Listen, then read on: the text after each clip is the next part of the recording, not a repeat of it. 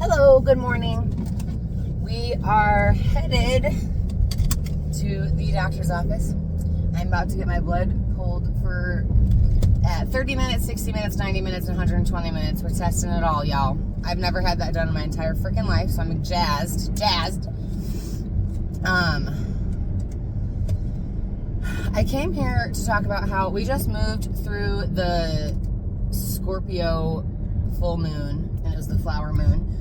So the flower meaning we planted seeds of what we want our future to hold, and then also it was Scorpio, so it's like everything that you've been hiding. Like Scorpio is like a black cat energy, where it's like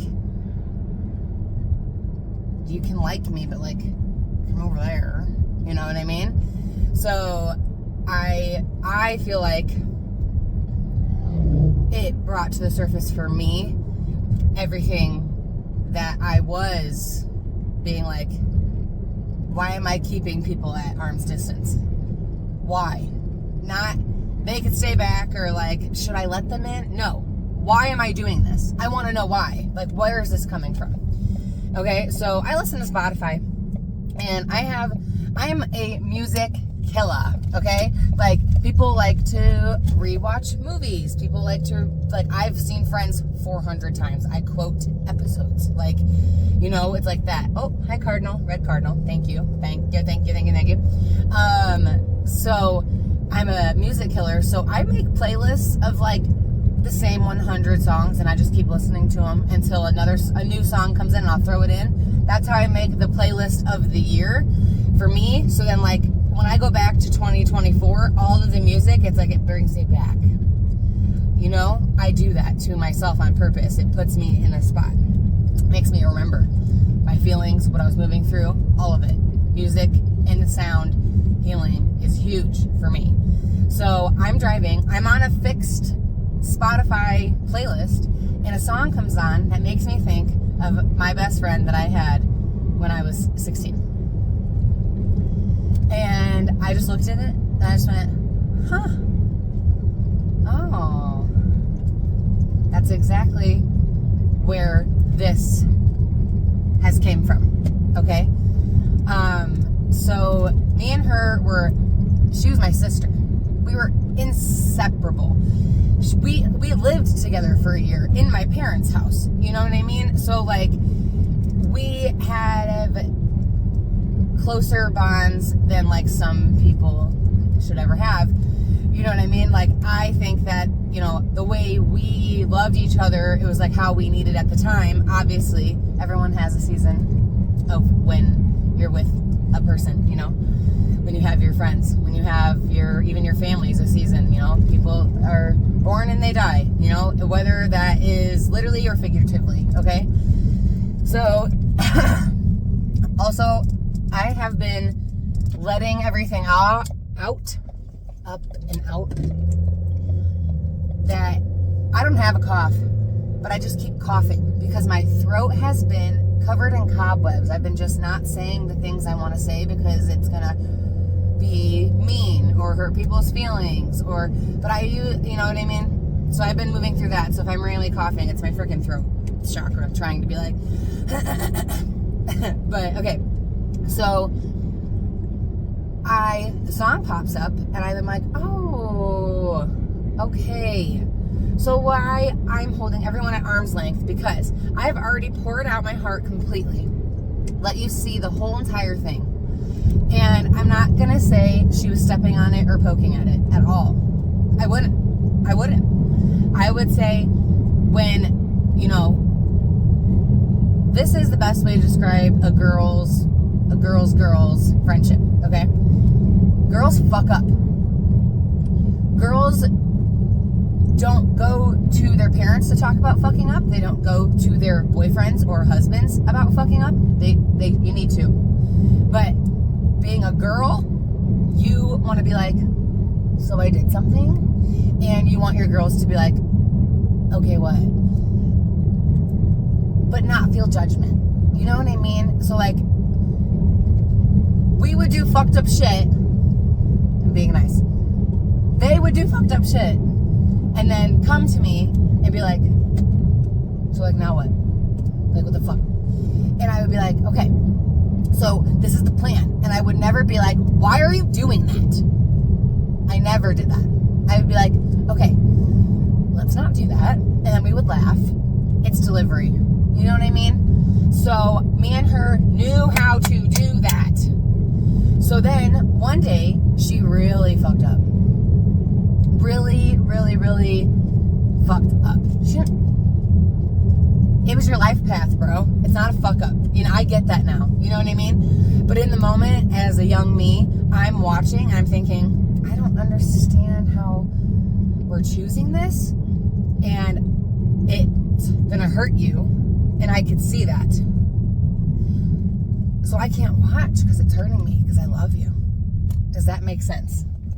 So it's like every time I have made the next close relationship, I'm like already predestined they will hurt me because I've already been burned and I've already like gave my all and it wasn't appreciated, it was left. I felt like because I spoke my truth was why we aren't friends. You know what I mean? So that's when we like, shut up, just put your head down, just be a part of the crowd, be a part of the group, be a part of, don't have one absolute best friend, have like 7. And it was working for a while until I realized I'm spreading myself to talk to 7 separate people to really get to know them the way I crave friendship that I've had in the past. I want to pour. I want us to be close. I want us to be deep. I want to know all of your thoughts. I want to know the thoughts that no one's supposed to know. I want to know the thoughts that I know you have that no one says, because I have them too. That's what friends are for. So I'm like moving right now through all of my past friendships and what they've brought to the table or have taught me along the way and what I want to move forward with now. Okay? So now I have a friend that I've been friends with longer than even the person that I was friends with when I was 16. We've been friends longer than that. We have always gone like this. Never mad, never purposefully like not talking to each other, being like, screw her. It was like, you had those friends, I had these friends.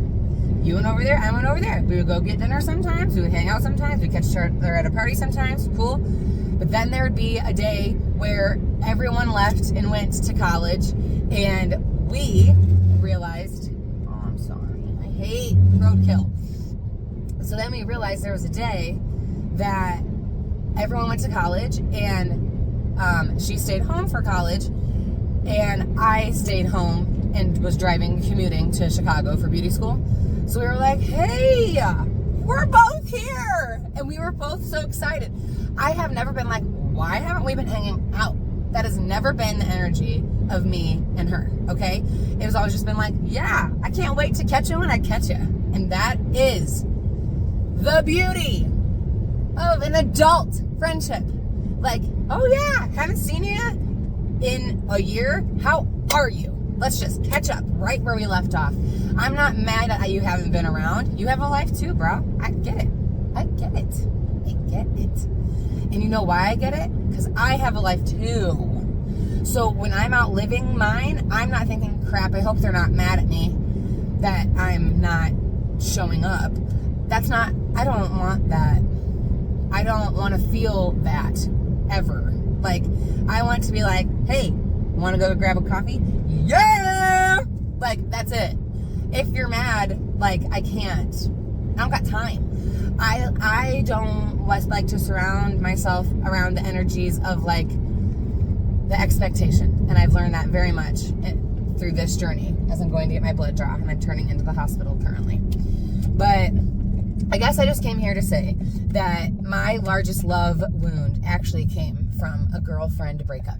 It did not come from a love tragedy. It did not come from, you know, I don't know.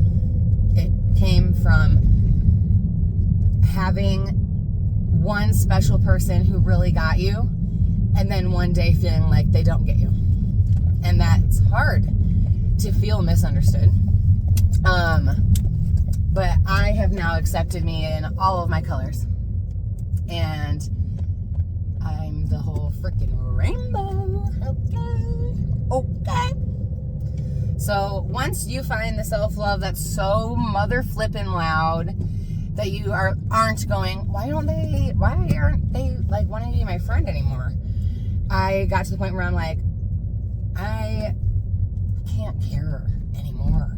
I can't, like, I think friendship, the word friendship has been so important to me because my mom has always chanted to me, I don't even know how I'm supposed to talk about it. My mom has always chanted to me that, like, make sure you have good friends and make sure they show up for you and make sure they pour back onto you as much as you pour onto people. And she would always say that to me. And I always thought that's such a weird, like, thing to always be telling me. But I get it now because I'm a pourer. So she's like, so before you just, like, give it up, why don't you, like, you know, be sure? So I think I have always heard her, and when she would say that, I go, I trust the people I'm around. Like, so I just was like, whatever. But now I'm like, great, Pam advice. Beautiful Pam advice. And I will say this too. Every single friendship I've ever freaking had, I am being myself. And I could tell when you aren't. We'll just say that. I could tell when you aren't being your authentic self. And if you are, and I could tell, and I'm not a fan, plain and simple. I think everyone needs to be a little bit more comfortable with being like, do I want this? Or is this just comfortable? Or is this just expected of you? Or is this actual relationship I want to maintain, and I'm excited to pick up the phone and be like, hey, if you aren't being like, hey, to see your friends, get new ones. I think that's it. And, you know, I forgive everyone that I've left. I forgive how I had an expectation of how you should show up, and that's on me because I felt the expectation you were placing on me to show up this way. So then in turn, I had an internal expectation of like, y'all are going to do the same. And then when it just doesn't happen, it's just disappointing. And when someone doesn't have the capacity, and or I have now become very self-aware in the knowing of, did you hear me? I love to pour. So if I've been pouring out all of me for you, I needed at least 2 other times where I have felt that you were pouring out all of you on me. And I think that's not fair. That's not fair because some people can't do that. And I do know that now. I know that. Again, expectations really ruin a lot, don't they? So that's on me too. So now I have new expectations, and you know what they are? I want to have a good time. No matter what room I'm in. And you know what? That is not a new expectation. That's why I've stayed where I was, because I'll look around the room, and if it's not fun, I want to make it fun. So if I look around and no one else is being the light, I'm like, all right, let's get this party going. That's why I know when I am wanted for the entertainment of the room or if I'm wanted for the love of me. I could feel the difference. And I'm like, okay. But the other half is I'm never going to not be the entertainment of the room, because if the room isn't fun, I don't want to stay. I don't want to be there. So I'm like, if we're there and it isn't the best of times, in that moment, I'm like, all right, let's start asking some questions. Let's put some music on. I am a vibe encourager. I am a revolutionary girly. I'm the one that's like, everyone get up and shake your hips, and everyone laughs, and I'm like, get up! And they do, and we shake our hips. You know what I'm saying? So, be her. Be that. Be you.